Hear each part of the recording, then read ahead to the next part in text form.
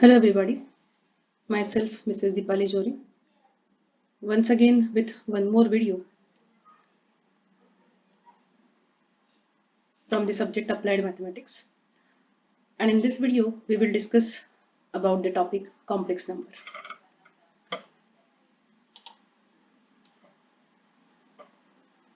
So before starting that actual topic, let us first revise something. See, if the question is to solve the equation x square plus 64 equal to 0. So to solve x square plus 64 equal to 0, what we will do? We can shift that 64 into RHS. We will rewrite it as minus 64. As it's a quadratic equation, we will take square root on both sides. So your left hand side will be x. And in the right hand side, we will put square root for that number. It will be root of minus 64. As we don't have actual value, the exact value of root minus 64, we will further split that minus 64 as minus 1 into 64 by putting bracket there, this way. Minus 1 will be as it is. Now it's in square root with product of two numbers. So we can write separate square root for them. After that, root of 64, it's a positive number with square root. So for that number we will write simply 8 there. Plus minus sign will be continued. And root minus 1 as it is. And we do not have root of minus 1 value. So now here that root minus 1 is called, or it is denoted by I. It is denoted by small I. Where I is equal to root of minus 1, that value is called imaginary unit. So that is your I number. Now let's see what is mean by complex number. Its a definition is the algebraic sum means addition. The algebraic sum or difference of real and imaginary number is called complex number. Symbolically, you can rewrite it simply as if x and y are belonging to the set of reals, then your complex number can be rewritten, or it will be written in this way. Complex number is generally denoted by z, and it is equal to simply x plus I y. It's an addition, or it may be a subtraction, sum or difference of real and imaginary number. See, your second number is now multiplied with I, which is an imaginary unit. So it's an addition or subtraction of real with imaginary. And hence that addition is called as, hence that number is called as complex number. So in this addition, in this number z, x is called as real part of z, whereas y is called as imaginary part of z. For example, the complex numbers are 2 plus 3i, 7 minus 4i, addition or subtraction, it can be equal to, or the complex number may be 1 minus I, 5 plus 0i, etc. Number of complex numbers we can write. After that, let us first see how to find out the different powers of I. Now we have the value of I is as root of minus 1. So what is it I square then? I square means simply I into I. Means root of minus 1 into root of minus 1. Root minus 1 into root minus 1 means it is minus 1. I cube, if we want to find value I raised to 3 means I cube. How we can simplify? We can simplify it as I square into I. I square into I means the value of I square is already calculated. It is minus 1 into I. That means it is minus I. Here we will not substitute value of I now. That is root of minus 1. We'll keep I cube value as minus I only. Then I raised to 4. I raised to 4 means I square into I square. I square is minus 1. I square is minus 1. So minus 1 into minus 1 it will be plus 1. Similarly, you can calculate the values. I raised to 5 will be plus I raised to 6 is minus 1. I raised to 7 will be minus I. So from these calculations, you can observe that if your I is with even power, if I number is with even power, see I square, I raised to 4, I raised to 6. What is your value of I square? It is minus 1. Or I raised to 4 plus 1. I raised to 6 minus 1. So what we can conclude, if your power of I is even number, the values will be +1 or -1.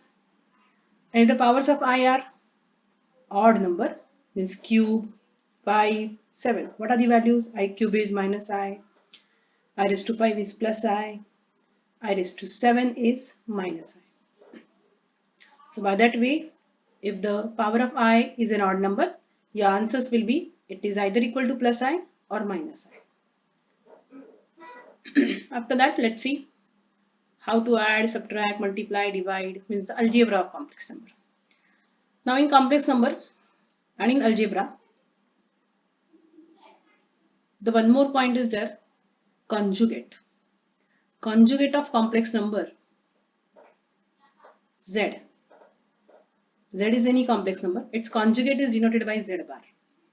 So if z is x plus iy, while writing its conjugate, you simply have to write it as x minus iy. Means what we have to do? We just have to write that conjugate by changing the sign of imaginary part. If your imaginary part is with plus sign, while writing conjugate, we will write minus there. You just have to change the sign of imaginary part. Will not change sign of real part here. So, for example, if your z is 2 minus 3i, then your z bar will be 2 plus 3i. See, we'll change the sign of imaginary part. Minus. Now, for conjugate, it will be plus. Now, in second example, if your z is minus 7 plus 4i, your z bar will be minus 7 as it is, and imaginary part sign will be changed, minus 4i. Real part sign as it is minus 4. Now how to add two complex numbers or subtract them? If your z1 is x1 plus iy1, z2 is x2 plus iy2, then while adding and subtracting two complex numbers, these two complex numbers, what you simply have to add, we'll add real part with real part. See, x1 plus x2 it is. And we will add imaginary part with imaginary part. I common, y1 plus y2. Same logic for subtraction. While subtracting two complex numbers, you have to subtract real part with real part and imaginary part with imaginary part. For example, see if the z1 is 4 plus 5i, z2 is minus 1 plus 2i are the two complex numbers. So to add these two, while adding these two, what we have to do? 4 minus 1, real with real, 4 minus 1 plus imaginary 5i, imaginary 2i. These two get added. So 5 plus 2, 7i. While subtracting them, this is your z1, z2, 4 minus 1, real with real. 5i minus 2i. So 5 minus 2, it will be 3i. 4 plus 1, it will be 5. Minus minus, it becomes plus. So it will be plus 3i.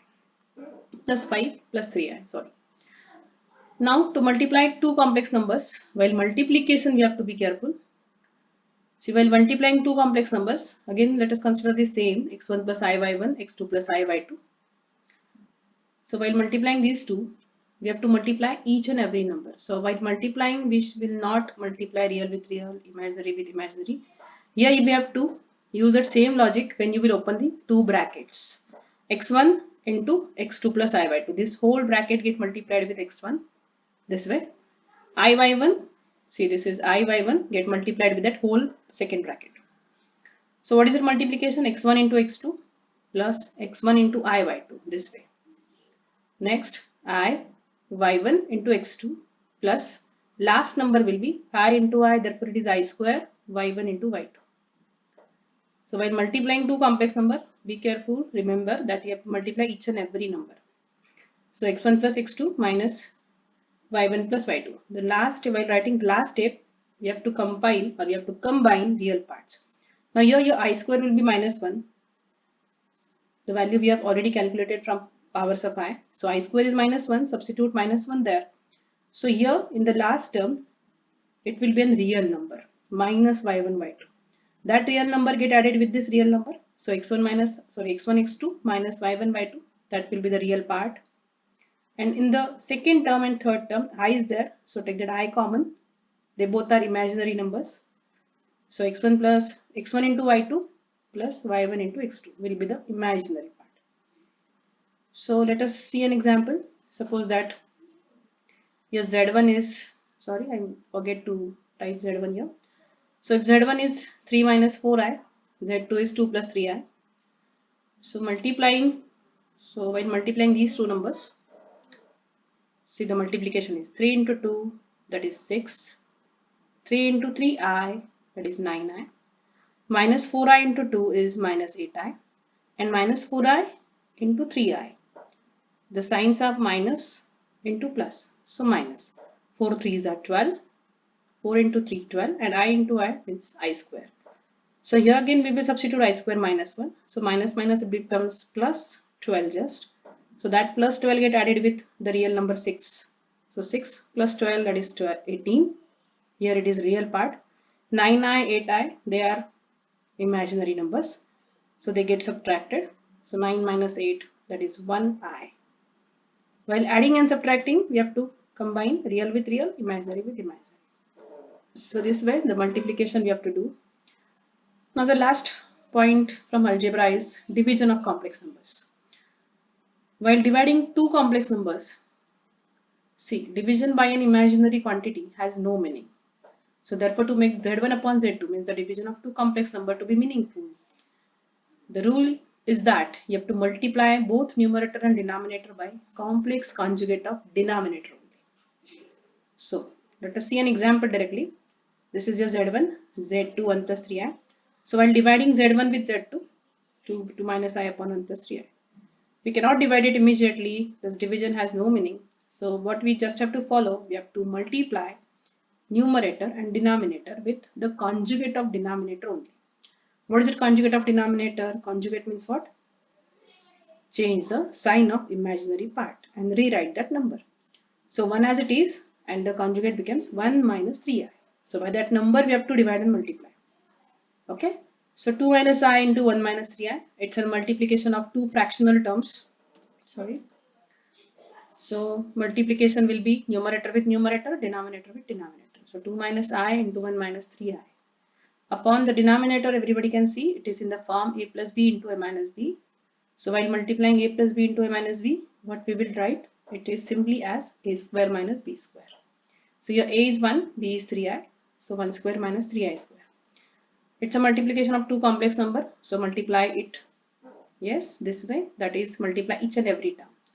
2 into 1, that is 2. Minus I into 1, that is minus I.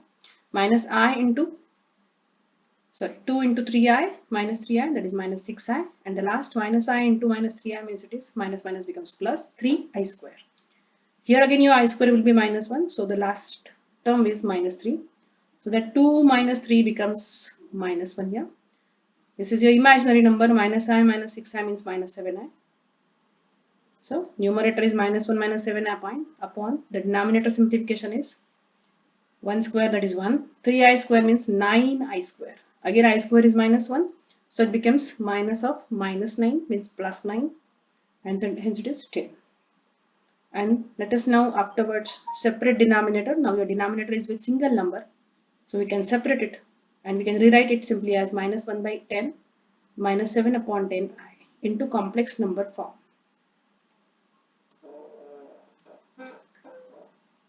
Now next point from complex number is what is mean by modulus and magnitude of complex number. Modulus or magnitude of complex number is of any complex number z is equal to x plus y. It is either denoted by small r as it's a distance or mod z or this way. And it is simply defined as it's a distance, so under root of x square plus y square units.